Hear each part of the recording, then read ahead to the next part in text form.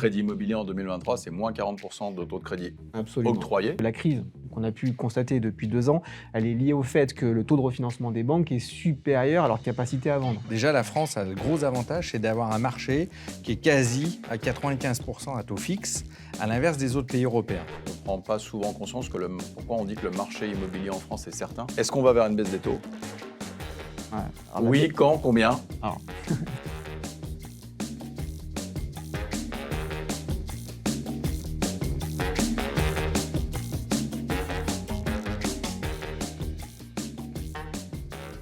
Bonjour et bienvenue dans nos 41 mètres carrés. 41 mètres carrés, c'est l'espace IMO qui éclaire les investisseurs. Tous les mois, nous interrogeons des experts du secteur afin de discuter de leurs connaissances, de partager leur expérience et leurs expertises pour vous guider. Alors abonnez-vous dès maintenant pour ne pas manquer notre prochain podcast.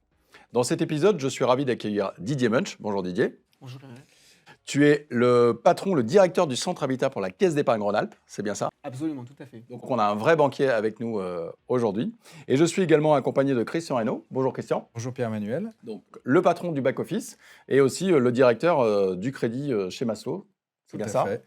Donc c'est toi qui anime, coordonne les 15 courtiers qu'on a sur le terrain pour nous trouver des financements pour nos clients. Exactement. Bon, super. L'idée d'aujourd'hui, c'est de parler d'une actualité forte, c'est le crédit immobilier. Chez Maslow.imo, nos clients, nos prospects, ils viennent sur le site, ils font des simulations financières, ils estiment un budget d'investissement, puis on essaie de leur proposer des projets. Alors, ce que je vous propose, c'est qu'on va parler prêt immobilier aujourd'hui, on va revenir sur des choses qui sont importantes. Didier, est-ce que tu peux nous expliquer comment une banque fixe ses enveloppes de financement annuelles pour financer ses clients? Eh bien, écoute, chaque année, une banque en fait fixe ses enveloppes par rapport à ses ressources et ses liquidités en fait, et en fonction de ses objectifs commerciaux. C'est-à-dire qu'aujourd'hui, le crédit immobilier est un outil de conquête, et en fonction de l'année, des liquidités, du coût de la ressource, en fait, les ambitions vont être plus ou moins importantes d'une année à l'autre. Est-ce que tu peux nous dire, par exemple, toi, ton enveloppe de crédit de 2024, c'est combien de centaines de millions? Alors, à la Caisse d'épargne Rhône-Alpes, cette année, nous avons 2,5 milliards d'enveloppe de crédit, ce qui est à peu près équivalent à l'année dernière, D'accord.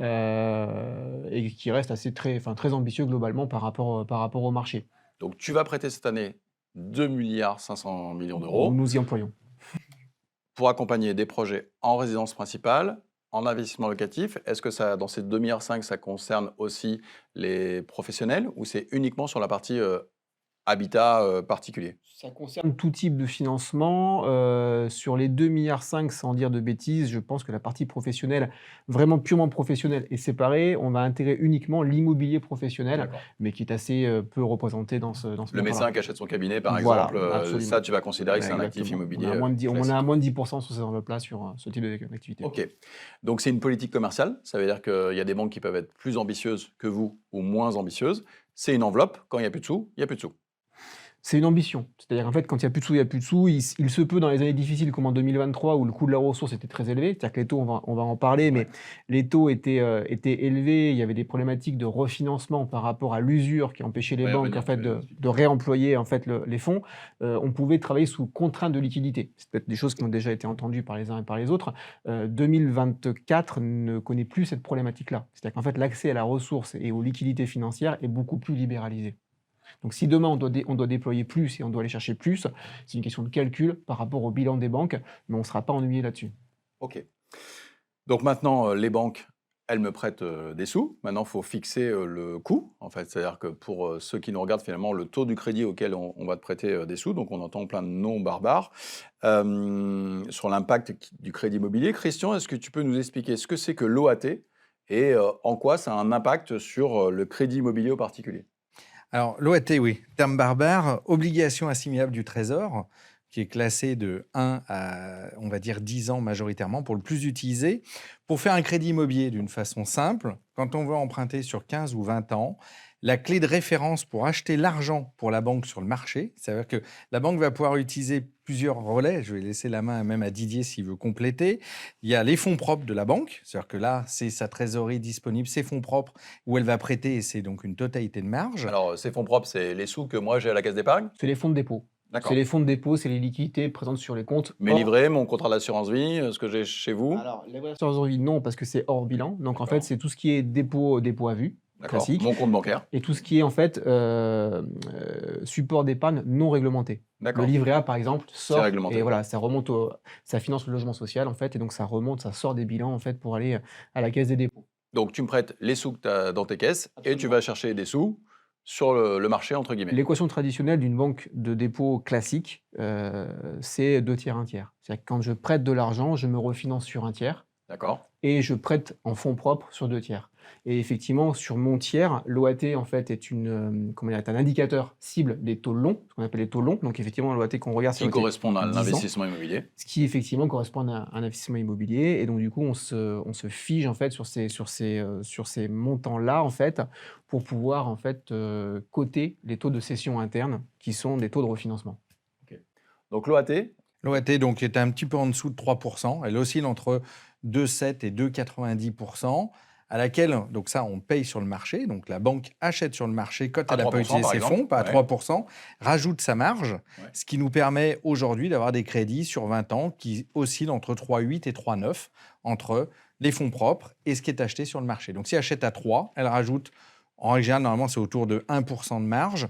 Donc ça peut être un taux à 4% aujourd'hui sur 20 ans. c'est ça la marge entre l'argent que tu achètes et ce que tu vas me prêter? En fait, on intègre la marge, on intègre également le coût du risque. Ok. Et donc du coup, effectivement, c'est globalement les marges. Si on se réfère sur les 24 derniers mois, Ouais. la marge elle est négative Ouais. de plus de 130 points de base. Ouais. Donc la marge est très négative. C'est vrai que le lieu commun que pourraient penser les personnes qui nous regardent, c'est de dire la banque prend systématiquement une marge, sauf que la crise qu'on a pu constater depuis 2 ans, elle est liée au fait que le taux de refinancement des banques est supérieur à leur capacité à vendre. Donc les marges sont plus faibles. En règle générale, une banque qui vend sur le marché en dehors des 24 derniers mois, les taux de marge réels sont de l'ordre de 25 à 40 centimes dans le meilleur des cas en fait. Ok. Est-ce que ça veut dire que l'année dernière, tu as prêté de l'argent à perte ou tu n'as pas prêté d'argent? Alors, on a prêté de l'argent à perte sur la base des taux de refinancement, si ce n'est que les taux de cession interne, encore une fois, c'est je vais puiser, je vais acheter de l'argent, voilà le prix où je Qui le va paye, coûter cher. qui va me coûter cher, qui va me coûter beaucoup plus cher que ce qu'il va me rapporter. Mais par contre, j'ai des fonds en dépôt qui, eux, leur coût de rémunération au client est plus faible. Et donc, du coup, on arrive à faire une moyenne. La Caisse d'épargne en Alpes en 2023 a fait le choix de rester offensif, de rester prêteur et de rester dynamique sur le marché. Donc, Il y en on a a qui avaient fait fermé la boutique. Hein. la plupart. Ouais. Il y a beaucoup d'établissements qui ont fermé la boutique et donc du coup, restant prêteur, on a fait une année qui a été très dynamique et on a terminé même On bien rappelle, plus hein, haut. le crédit immobilier en 2023, c'est moins 40% de taux de crédit Absolument. octroyé. Il y a toujours eu des projets. Tout à fait. Les Français n'ont pas arrêté d'acheter de l'immobilier. On entend des statistiques, effectivement. Il y a encore, dans la transaction classique, plus de 850 000 transactions qui ont été réalisées. Donc, il y a 850 000 personnes qui ont pu demander un crédit. Il y a des banques qui ont arrêté de prêter ou qui vous ont dit un non poli. Et puis, il y en a d'autres, comme la Caisse d'épargne, tu as raison, qui ont continué à suivre les investisseurs ou la résidence principale. Pour autant, c'est vrai que le volume a baissé de 40%. l'année Le dernière. volume a baissé effectivement globalement par rapport au nombre d'interlocuteurs sur le marché et à la capacité de traitement des uns des autres. Christian, est-ce que tu peux nous dire en quoi l'inflation a une incidence sur les taux de crédit, puisque l'inflation est montée à plus de 5% l'année dernière, là ça a l'air de se calmer un petit peu. Pourquoi on dit l'inflation, si l'inflation baisse, les taux de crédit immobilier vont baisser. En quoi l'inflation, le coût de ma baguette de pain ou de mon litre d'essence a une incidence sur mes taux de crédit immobilier? Alors, déjà au niveau des crédits immobiliers, il faut savoir que jusqu'à encore quelques années, notamment en France, on avait les crédits à taux dits révisables ou variables, capés ou non, et les crédits à taux fixe. Déjà, la France a le gros avantage, c'est d'avoir un marché qui est quasi à 95% à taux fixe, à l'inverse des autres pays européens.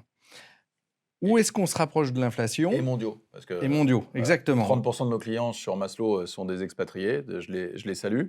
Et c'est vrai que l'année dernière, quand on avait une clientèle française qui nous disait, vous vous rendez compte, 4,5 c'est quand même vachement plus cher qu'il y a 2 ans, je te fais un résumé, eh ben, c'est vrai que notre client qui était aux États-Unis, en Espagne ou en Angleterre, nous disait, ça reste quand même pas cher. Chez nous, on est à 6 ou à 8, c'était des choses exceptionnelles. Donc ça, c'est un vrai, Exactement. on emprunte à taux fixe aujourd'hui, donc ça, c'est génial en France. Ça, c'est clair. Donc, c'est vraiment déjà une de nos particularités qui fait une sécurité, un confort. Ouais. Pour revenir à l'inflation, c'est que quand on a une hausse généralisée et cumulative des prix, donc il y a la définition de l'inflation, qu'on a connue après le Covid, c'est-à-dire qu'une demande très forte de matériaux, de matières, de voitures, de tout ce que l'on souhaite, on a une hausse généralisée des prix. Ce qui se passe, c'est que les banques centrales interviennent. Donc, pour le cas européen, c'est la Banque centrale européenne qui va intervenir pour les 27 pays et qui a remonté de façon très violente, on va dire, ces taux pour arriver à un taux à 4%, qui est toujours d'actualité aujourd'hui sur des durées courtes. Par exemple, l'Euribor, donc, qui est l'indice des taux, donc European Rates International Boarding, donc c'est les taux courts de la Banque centrale européenne, on est à 4% sur le 3 mois. Ça veut dire que si on veut faire un prêt consommation pour un particulier ou pour une entreprise, voire un prêt immobilier à taux révisable en Espagne, dans les pays de l'Est ou en Angleterre, c'est là où ils ont le plus monté, pour la zone euro, c'est 4% plus le phénomène de marge qui a été pris, donc ça fait des crédits à des taux plus élevés. Donc, à quoi joue l'inflation par rapport au taux de crédit? La hausse des taux courts va amener aussi une hausse des taux longs. Et donc, on parlait tout à l'heure des OAT, qui sont les taux longs. Et donc, du coup, les OAT sont remontés. On était sur des taux qui étaient quasi à zéro il y a quelques années de cela, avec des conditions d'emprunt. Voilà. Ouais, t'as Ah oui, moins on nous 0,5. prêtait de l'argent. En juillet 2022, le taux de refinancement de la BCE est négatif et à moins 0,5. Exactement. Jusqu'à 4% aujourd'hui. Planche à billets. C'est ça qu'on appelle la planche à billets. Absolument. Voilà. Donc, c'est pour ça que c'est corrélé entre les taux courts et les taux longs, pour essayer de faire simple. C'est important ce que tu dis sur l'inflation, les taux de crédit et la variation et la sécurité qu'on a en France. Parce que c'est vrai qu'on ne prend pas souvent conscience pourquoi on dit que le marché immobilier en France est certain. On a des règles d'octroi de crédit, on a des règles d'endettement, on a des règles pour les locataires aussi. Mais si je prends l'exemple de l'Angleterre, ils n'ont pas eu le bouclier tarifaire sur l'énergie et ils ont des taux révisables. Ça veut dire que je suis propriétaire de ma résidence principale. Là, je ne suis pas sur les investisseurs. Et en fait, ma mensualité de crédit du mois prochain, elle a changé. Et mon électricité, elle a fait x4. C'est-à-dire que je paye, je sais pas, 1000 livres de crédit. Mon crédit il passe à 1300 livres et je vais payer 300 livres. Voilà, donc je peux doubler. Et donc, du coup, j'arbitre. Et c'est pour ça que dans les pays anglo-saxons, on arbitre les prix, on entend des chutes qui sont plus importantes, alors que le marché français résiste souvent un peu mieux. C'est quand même ça. Alors, il y a plein de noms barbares, il y a plein de réglementations sur le crédit immobilier. Finalement, on découvre que les banquiers ne font pas ce qu'ils veulent. Donc, on a le fameux HCSF, le Haut Conseil de stabilité financière. Alors, celui-là, on l'avait oublié, il existe depuis très longtemps. Mais là, depuis quelques mois, il fait l'actualité. Est-ce que tu peux nous expliquer, Didier, toi, le HCSF, il a changé quoi dans ta vie et c'est quoi aujourd'hui? Quelle directive tu dois respecter pour me prêter de l'argent ou prêter de l'argent aujourd'hui à nos candidats investisseurs de chez Maslow? Alors le HCSF, on l'a ressorti un petit peu des cartons et on lui a donné une nouvelle fonction, une nouvelle vitalité en 2020 en fait, en édictant aux banques des critères contraignants, enfin qui étaient supplétifs en 2020 et qui sont devenus contraignants par le temps, notamment pour éviter la surconsommation de crédit immobilier et le surendettement en fait des ménages en France. Les mesures aujourd'hui, elles sont de deux ordres principalement. Le HCSF vient contrôler en fait la durée maximale des prêts à l'octroi, qui doit ne pas être supérieur à 25 ans. Je ne peux pas emprunter sur 40 ans en France, ça existe dans d'autres pays. On peut plus, alors sous réserve, mais je vais y venir. Ouais. Le premier point, c'est la durée de crédit, et le deuxième point, c'est le niveau d'endettement. Donc, l'injonction faite aux banques, c'est de ne pas prêter sur des durées supérieures à 25 ans et de ne pas prêter au-delà de 35% d'endettement. Le tout étant de savoir ce qu'on y met dedans, le calcul des revenus. Alors, le calcul des revenus, le calcul des charges est laissé à l'appréciation des banques, de manière globale et générale. Mais en tout cas, ces deux injonctions sont faites de manière à ce qu'on évite la surconsommation donc, du coup, de prêts immobiliers. Il y a une souplesse, malgré tout, qui est donnée à chaque établissement, qui est de 20% de son enveloppe de distribution de crédit, où on peut dépasser en fait, ces règles d'octroi. Ok. Donc, Christian, toi, tu es le patron du courtage, donc tu vas nous trouver les meilleures solutions de financement pour nos clients. Donc, parfois, la caisse d'épargne va être celle qui va suivre nos clients. Parfois, ça va être un autre établissement. Donc, pour ne pas faire de pub, ça peut être le LCL, le Crédit Agricole, le réseau Crédit Mutuel, etc. Est-ce qu'aujourd'hui, les normes HCSF sont plus contraignantes pour un investisseur que pour quelqu'un qui finance sa résidence principale? Et pourquoi? Alors oui, elles sont plus contraignantes parce que déjà le cadre de jeu, les 35%, il faut savoir qu'avant, on avait une tolérance d'endettement, alors qu'aujourd'hui, maintenant, depuis le HCSF, c'est marqué dans la pierre, c'est-à-dire que c'est dans la loi, 35%. Premier élément.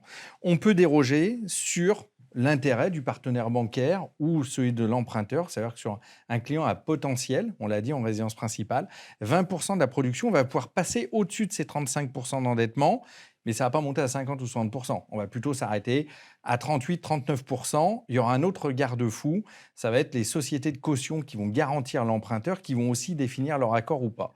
Donc on va pouvoir jouer entre du 35 et du 38, voire 39%, sur de la clientèle à potentiel en résidence principale, hein, donc sur ce qu'on appelle les chouchous en résidence principale, et ça va être la même logique sur les investisseurs, sauf qu'on aura une latitude qui va être beaucoup plus basse, parce que sur cette 20% de production, 70% est dédié sur la résidence principale et 30% sur le locatif. Donc, 30% de 20%, ça fait 6% de la production de Didier, va pouvoir être favorisé sur de l'investisseur. Donc, ça va être vraiment profil évolutif. Alors, moi, je raisonne type en me disant chouchou. tout à l'heure, Didier, voilà, moi, j'ai une enveloppe de financement pour l'année 2024. Moi, je vais dire que sur Maslow, finalement, mes candidats investisseurs, le raisonnement sur les 35%, il est plus dur que sur la résidence principale. Donc, finalement, l'enveloppe la plus importante pour moi, chez toi, entre guillemets, c'est plutôt cette enveloppe de dérogation. Est-ce que Oui, tu es d'accord avec ça? absolument, Donc, tout c'est à fait. plutôt là Ouais. qu'on va pouvoir jouer en fonction de se dire, tiens, en ce moment, la caisse d'épargne, il y a encore de la ressource pour les investisseurs. C'est moins le cas, je sais pas, au mois de septembre, tu as fini ton enveloppe. Finalement, peut-être que le réseau CIC, Crédit Mutuel de telle zone, ils ont encore de la ressource. C'est un peu comme ça qu'on va jouer pour financer nos clients. Exactement. Et puis, il y a aussi dans la relation, parce qu'il y a une vraie relation entre le courtier et le partenaire bancaire. On est sur un contrat de longue durée pour l'emprunteur. On en parlera peut-être après, avec des contreparties, avec une logique, Ouais. puisqu'on voit bien que tout cet environnement est devenu complexe. Et sans l'appui du partenaire bancaire, l'emprunteur ne peut pas faire. Ça, c'est le premier élément. Et c'est aussi une clarté, et c'est là où servent aussi les courtiers, c'est qu'on est le premier relais du partenaire bancaire pour expliquer le cadre de jeu. C'est-à-dire qu'on peut emprunter, avoir des effets de levier exceptionnels, parce que le coût réel d'un crédit par rapport à ce qu'il peut rapporter sur un investisseur, j'allais dire, on est au top. Mais il est clair une chose, c'est qu'il y a des contreparties, et c'était un élément où le courtier va être important. Deuxième élément, c'est que quand on amène des dossiers en résidence principale ou des dossiers, on va dire, de très belle qualité sur de l'investisseur, c'est ce qui va permettre à Didier de dire, tiens, cet investisseur a un vrai potentiel de hausse de revenus, de patrimoine ou potentiel même de chef d'entreprise. Et donc, il va nous accompagner en dérogatoire sur ce sujet-là. Ça va être la qualité de présentation du dossier du courtier et la transparence et notre vie avec le partenaire bancaire qui va faire l'octroi d'ailleurs du partenaire bancaire. Ce qui est très intéressant dans ce que dit Christian, c'est qu'effectivement, la bonne connaissance en fait, des partenaires financiers, banques et courtiers, est très importante dans la mesure où le HCSF ne détermine pas le risque des Ni la banques, politique bancaire. ni la politique bancaire. C'est-à-dire qu'en fait, chaque important, ça. établissement conserve ses octrois, ses règles et critères d'octroi. La seule chose, c'est que le HCSF nous oblige à gérer des masses. C'est uniquement ça en fait. Et depuis 2023, il y a un peu d'assouplissement malgré tout de ces masses-là, puisque avant un reporting était fait par trimestre et maintenant on reporte sur la moyenne des 3 derniers trimestres. Donc on n'est plus vraiment dans Faut que ces tu sois logiques dans de la dire, règle du jeu sur 9 mois et pas sur 3 mois. Quoi. on n'est plus dans le on-off. C'est-à-dire qu'on ne peut pas opposer le fait de dire j'ai une enveloppe, j'ai plus d'enveloppe. On peut par contre opposer le fait de dire on a glissé sur un trend qui est un petit peu supérieur là où on devrait être, donc on remet un petit tour de vis pour revenir dans nos critères. Ce qui n'empêchera jamais au cas par cas d'accompagner un client qui le mérite et avec en fait une situation à laquelle on croit et un dossier auquel on croit.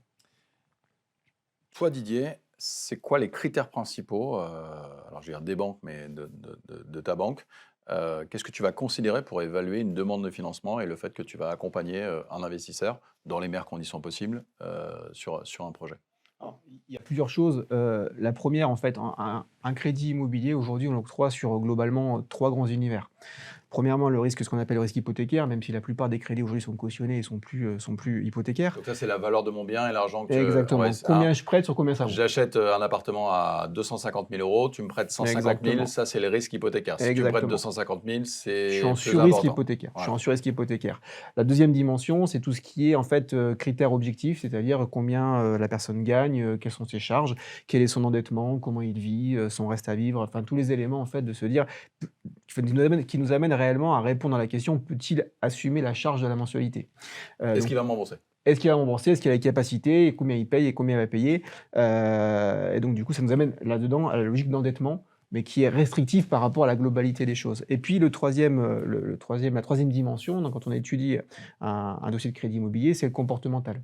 C'est-à-dire que je peux avoir un bon risque hypothécaire, je peux avoir quelqu'un qui nous met de l'apport, je peux avoir quelqu'un qui a un endettement qui est maîtrisé, mais quelqu'un qui, en termes de niveau de vie et mode de consommation, est totalement, inquiétant comme, sur les capacités à pouvoir nous rembourser. C'est-à-dire qu'à 2 profils équivalents, les relevés de compte des 3 derniers mois sont des éléments déterminants? Exactement, tu l'as bien compris, effectivement, Mon prélèvement Winamax, par exemple, mon pour prélèvement mon PSG Winamax, Barcelone, ça, c'est pas bon. ça si tu en as un, ça va, il y a aucun problème. Si tu en as 12 et c'est aussi là où on appréhende le comportemental, si tu as 12 Winamax, par week-end, parce que il y a pas que le PSG qui joue, il y en a Ouais, d'autres qui jouent bien également. sûr. Là, pour le coup, ça devient plus inquiétant, quoi. Et puis, effectivement, le cadre de vie, c'est que parfois, on pourra aller, donc on faisait ce rapport-là avec le HCSF, on ira plus facilement sur un dossier à plus de 35% dès lors que l'effort est déjà fait au départ et que l'achat est préparé. C'est-à-dire quelqu'un qui assume déjà un loyer de 1 200 € pour peut-être un endettement de 38%, bon, on aura la conviction plus facilement de se dire, bah oui, Je peux lui lui, prêter 1 200 bah, €. il les paye déjà. Il a fait l'effort de s'accoutumer, et donc du coup, on va plus facilement l'accompagner plutôt que quelqu'un qui va avoir un loyer de 600 €, qui va passer à 1 200, qui sera lui en dessous des 35%, mais qui est déjà en difficulté sur les comptes. Christian, lorsqu'on présente des dossiers aux banques, effectivement, elles vont nous demander de l'apport personnel, parfois, différents niveaux. Est-ce que finalement, ce n'est pas le comportement de l'investisseur avant son investissement qui est important? C'est-à-dire que je peux mettre 20 000 € dans mon investissement en apport, c'est-à-dire que je me suis habitué à épargner.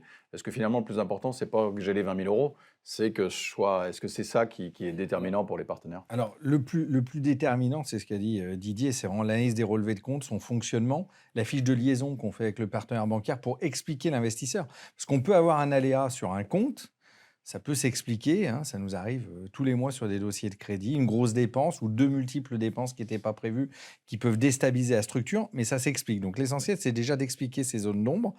L'aspect apport personnel, déjà sur les investisseurs locatifs, c'est un mode qui va permettre de piloter l'épargne attendue. Bien sûr. Je ne parle pas pour les L'effort non-résidents, hein, d'épargne, vraiment, d'accord. voilà, l'effort d'épargne. Donc, c'est déjà un élément d'importance. Deuxièmement, comme le disait Didier, pardon, ce qui est essentiel, c'est que l'apport va nous permettre aussi, entre autres pour des non-résidents, d'aller dans du risque hypothécaire ou pas de la caution. C'est-à-dire que pour certaines catégories d'acheteurs en investisseurs, il faudra un apport de 20 ou 30% pour obtenir un financement, parce qu'on ne pourra pas passer par des sociétés de caution. Mais la priorité, c'est le scoring du dossier. C'est-à-dire qu'on peut encore arriver à faire, tu m'arrêteras si je me trompe, du 103 ou du 105%, mais ça, c'est quand même restreint, entre autres, entre les taux d'usure, les HCSF et autres.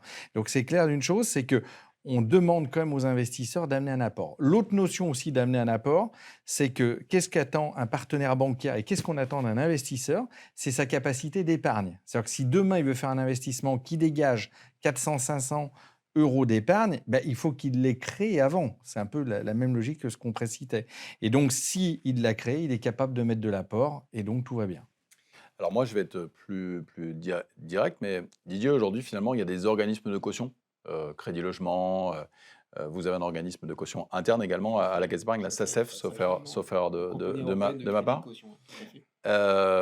Bon, finalement, si l'organisme de caution suit le dossier, tu vas suivre. Est-ce que c'est vrai ou est-ce que c'est pas vrai? Et est-ce que toi, ton libre arbitre, en tous les cas, la façon de lui prêter de l'argent, c'est de se dire, bah tiens, Crédit Logement ou la SACEF ne suit pas le dossier de Monsieur Jus, je vais analyser le dossier pour lui prêter des sous et prendre une autre garantie. Mais est-ce qu'on peut dire que si je passe le cut de la caution, tu vas me prêter des sous? Ce sera un cut qui sera plus facile, enfin, ce sera plus facile pour nous d'y aller avec une caution que d'y aller sans caution. Pour autant, et ça c'est important, je l'ai déjà dit, je le répète, chaque établissement financier, chaque banque a ses propres critères d'octroi. La stratégie de la banque est effectivement de déporter le risque de crédit vers une caution, et donc du coup les critères comment dire, de risque des cautions sont bien souvent, celles des banques, Ouais. à quelques exceptions près. Et donc du coup, pour ce qui est de ma part, je ne suis pas limité à l'accord de la caution pour pouvoir suivre un dossier de crédit immobilier. Pour des raisons qui sont diverses et variées, parce qu'il peut y avoir quelques spécificités, on a sur notre territoire, on n'est pas très loin de la Suisse, on a sur notre territoire des frontaliers, avec des modes de consommation qui leur sont propres, avec des investissements autour du lac qui sont très chers, et des apports qui ne sont pas toujours au niveau de ces montants-là. Naturellement, un établissement de caution qui, lui, j'allais dire terre entière, mais sa terre à lui, c'est la France et le territoire, ça représente peut-être 0,8% de sa production globale. Et donc, naturellement, il va voir ça avec un œil, sinon torve, au moins méfiant. Et donc, naturellement, typiquement, ça fait partie des dossiers, moi, qui sont de mon quotidien sur mes collaborateurs qui sont sur le tour du lac.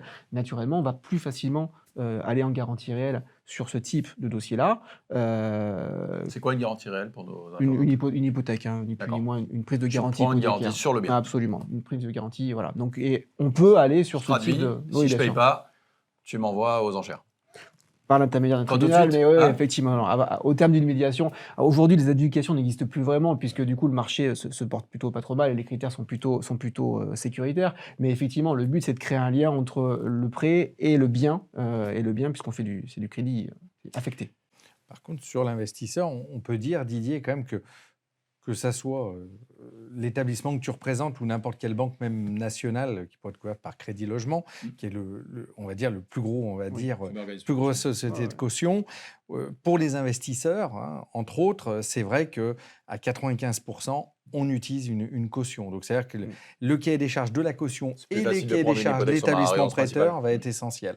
Puisque Bien certaines sûr. banques vont fonctionner Non, ils vont délivrer un accord de financement, ce qui n'est pas le cas de toi. Toi, non. tu donnes un accord et après, la SACEF va cautionner ou pas l'investisseur. Et si c'est un très bel investisseur, s'ils l'ont refusé, imaginons l'encours est beau, il a un très gros crédit résidence principale et des investissements, tu vas dire, moi, Didier, tiens, j'ai confiance dans cet investisseur, il a un beau patrimoine, il est chargé, la SACEF n'en veut pas, je le prends en hypothèque.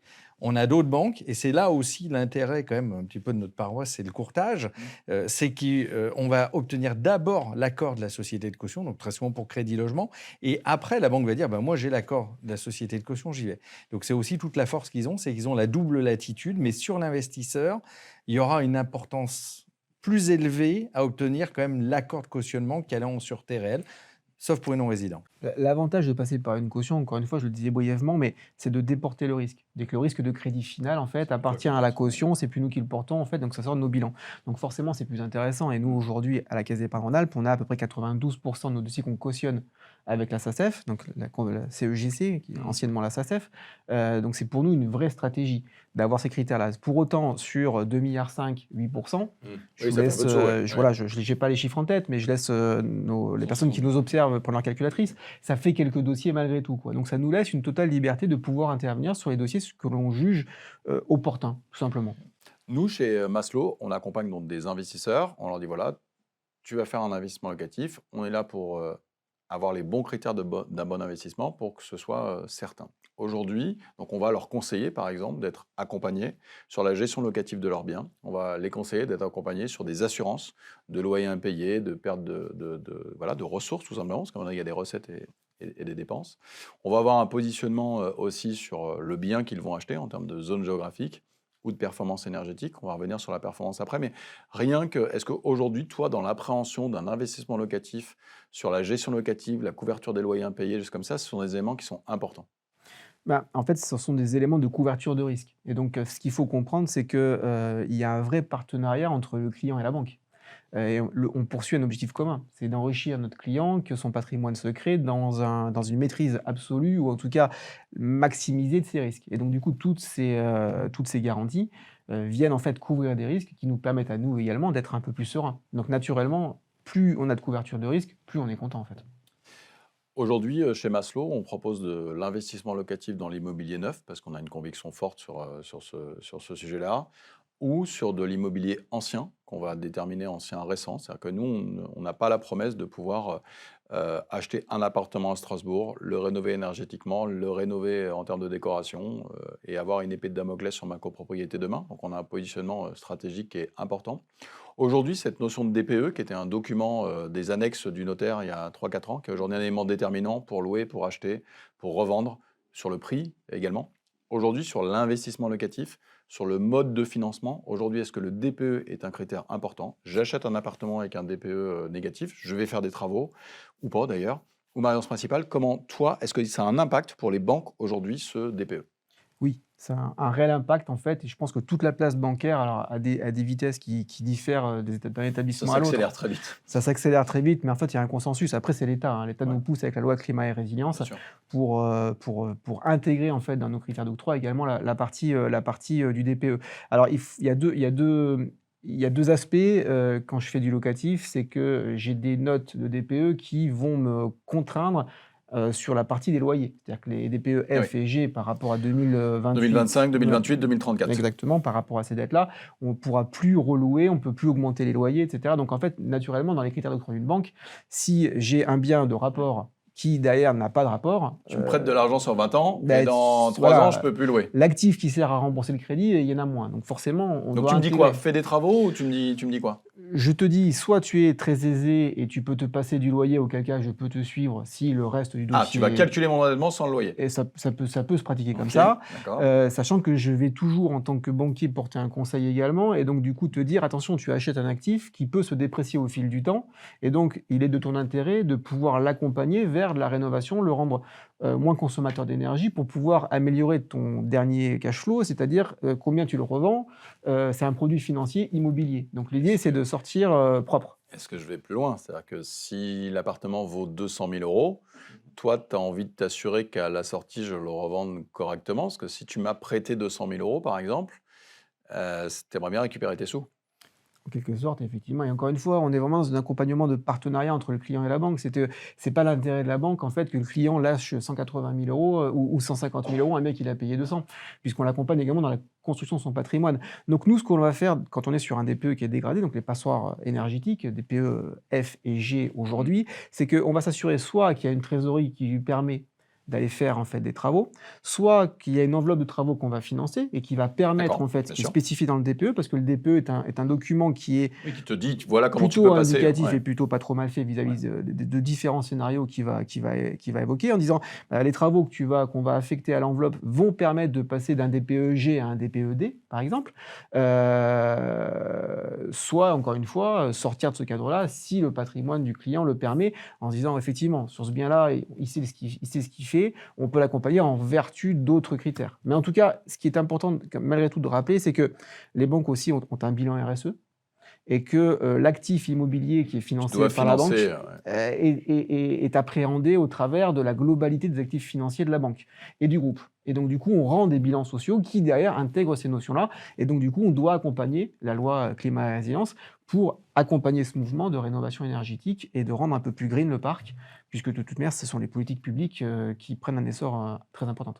Christian, si on élargit vis-à-vis des différents partenaires bancaires, moi, ce que je vois, ce que je lis, ce que je vois dans les offres de prêt de nos clients, c'est ces fameux prêts verts, des encouragements au DPE. Est-ce que tu peux nous faire un petit panorama de ce qui existe un peu? Oui, globalement, il y a plusieurs noms au sein des partenaires bancaires. Ce sont des enveloppes soit de 10% du montant emprunté, qui peuvent être soit à taux zéro, soit un taux inférieur à 2%, bonifié, voilà, un taux bonifié, soit une enveloppe fixe par dossier. Donc ça, c'est pour un achat, donc on va dire sur des DPE, on va dire ABCD. Bon, ça marche AB, en RP c'est tellement... et en investissement locatif ou c'est réservé à la résidence principale? Alors, certaines banques, c'est que sur les RP, mais la majorité, c'est RP et investissement locatif. Et c'est vrai pour les lettres avec les DPE, donc pour de l'existant, donc en ABCD, bon, ça va surtout toucher des C et des D, parce que des A et des B, c'est des immeubles ultra récents. Ça, c'est clair. Prochaine, Voilà. et encore pas partout. Et après, il y aura une discussion. C'est vrai que sur des E, qui ont encore des années de sérénité, puis des F et G qui sont qualifiés plus de passoires énergétiques, pour l'investisseur à ce moment-là, c'est sûr que s'il est vide, il y a une logique.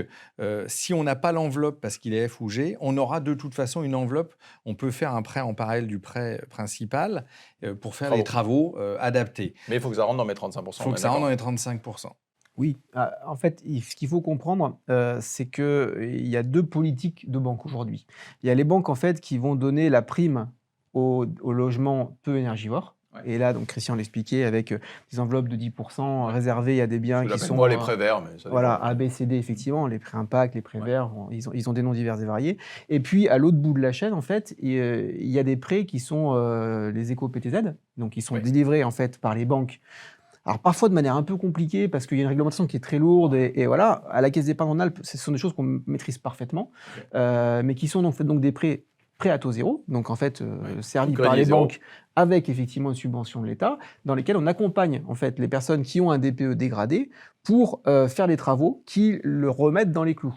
Donc voilà, il y a vraiment les deux prismes, il y a ces deux politiques. Soit j'incite à acheter du logement qui est peu énergivore, avec des DPE qui sont ABCD, soit j'accompagne en fait l'accédant à ramener son logement en fait dans un DPE qui est condamnable. Puis on a une troisième possibilité aussi, c'est qu'un investisseur, aujourd'hui en 2024, peut avoir, j'allais dire, un logement avec une note D ou même une note E, et il peut souscrire après un prêt consommation à but de rénovation énergétique, où il y aura un accompagnement du partenaire bancaire. Et pour répondre à ta question, là, après coup, on pourra excéder les 35%, Oui. parce que là, on sera plus sur le taux d'endettement Du à conso. chez SF Immobilier, c'est du conso, donc on va pouvoir cranter plus, et ça peut être au départ d'un locataire, au départ du locataire, on va pouvoir envisager, alors c'est pas notre spécialité, mais ça va être une étanchéité s'il est en copropriété, j'allais dire intérieure, c'est-à-dire un doublage intérieur, des changements de fenêtres, des fenêtres avec des poses Ouais, alors, de de caissons de chauffage, de store, chaude. voilà, changement de chauffage et autres. Donc c'est vrai qu'aujourd'hui, on est quand même qu'aux prémices de cette rénovation énergétique, ce qui veut dire que l'investisseur, il ne faut pas qu'il n'hésite aussi à investir, parce que si aujourd'hui son bien ancien, mais de qualité, qui est dans les bonnes notes, lui permet d'avoir quand même un concours bancaire quand même sexy, puisque les taux sont en baisse, qu'on a des enveloppes green, ou j'allais dire climat et Et la résilience, lisibilité sur la ouais, une location. lisibilité. Mais deuxièmement, il y a un tel manque de logements que, j'allais dire, il y a tellement de zones tendues que demain, il n'aura aucune difficulté, j'allais dire, un, à lever une dette en préconsommation, et deux, dans les 5 à 8 années qui viennent, on va maîtriser quand même tout le cheminement de rénovation des logements. D'ailleurs, on a vu, ils ont revu les DPE sur les petites surfaces, c'est-à-dire que les surfaces à moins de 40 mètres carrés vont revoir leur calcul de DPE avec effet effectif, si ma mémoire est bonne, au 1er juillet. C'est une contrainte qui est posée sur les banques, supplémentaire à celle qui existe déjà, mais pour autant, ce n'est pas un frein. Ok. On sait aujourd'hui que les exigences de la loi C'est un climat élément résilience, supplémentaire. on sait que les exigences sont fortes et que la capacité à chacun de pouvoir y répondre est aléatoire. Donc tout ça, même les pouvoirs publics s'assouplissent au fur et à mesure sur des mesures qu'ils veulent très rigides au départ et dont ils se rendent compte que l'entrée en application n'est pas forcément évidente.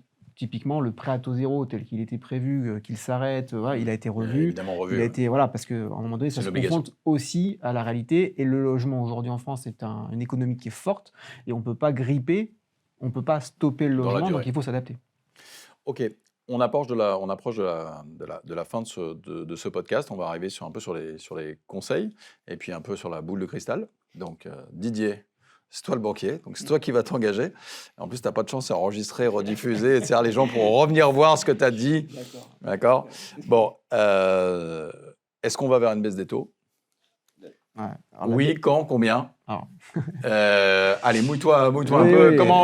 Comment ça va se passer en 2024? Est-ce que tu peux nous dire, qu'est-ce que toi tu vas pouvoir nous dire? Si j'avais ce pouvoir-là, bien Moi aussi, évidemment, je ferais j'en serais très heureux. Et du coup, la caméra, c'est certainement celle d'une audience un peu plus espacée. La baisse est déjà amorcée. Ouais, c'est Voilà, vrai. concrètement, la baisse est déjà amorcée. On parlait d'inflation, l'inflation a baissé. L'inflation influe sur les taux directeurs. Les taux directeurs sont toujours à 4 aujourd'hui. C'est le mois de juin. Il est prévu qu'au mois de juin, il y ait 0,25 de baisse et que cette baisse soit la première qui amorce jusqu'à 0,85. C'est le signal en fait. Exactement. Donc on revient en fait sur un niveau de baisse de ils ont taux. décidé de baisser, c'est qu'on est sur un cycle baissier. On est sur un cycle baissier, il y a de la relance de l'économie, mais il y a aussi effectivement une tendance qui se juge de l'inflation. Donc en fait, les prévisions, mais encore une fois, les prévisions n'engagent que ceux qui les formulent, nous amènent vers des taux qui aujourd'hui sont autour de 4, si on veut se figer comme ça, et qui devraient, entre 12 et 18 mois, revenir autour de 3. Okay. Voilà, c'est là-dessus que les prévisionnistes s'accordent à peu près. On va naviguer entre 3,50 et 4 sur le premier semestre 2024 et peut-être un peu en dessous après. Peut-être, ouais, exactement. C'est plutôt ça. Absolument, c'est plutôt ce qui est prévu. Ok.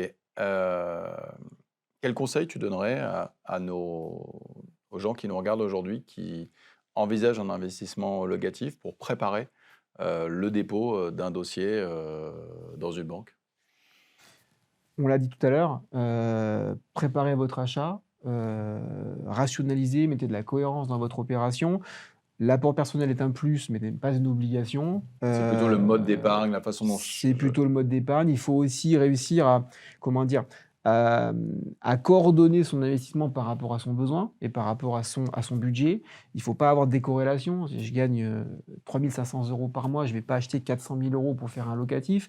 Il faut qu'il y ait une logique aussi, la plupart du temps, de parcours résidentiel. Je suis propriétaire de ma résidence principale, je deviens propriétaire d'un locatif.